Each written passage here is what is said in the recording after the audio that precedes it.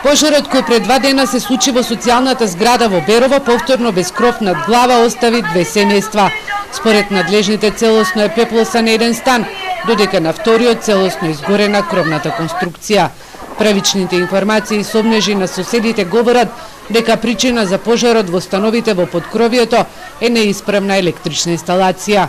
Ова се аматерските снимки кои што жителите на Берово не ги испратија за време на пожарот. Благодарни се што пожарникарите, полициските службеници, но и хумани граѓани учествувале во излекувањето на семејствата, од кои едното има 4, а второто 2 деца.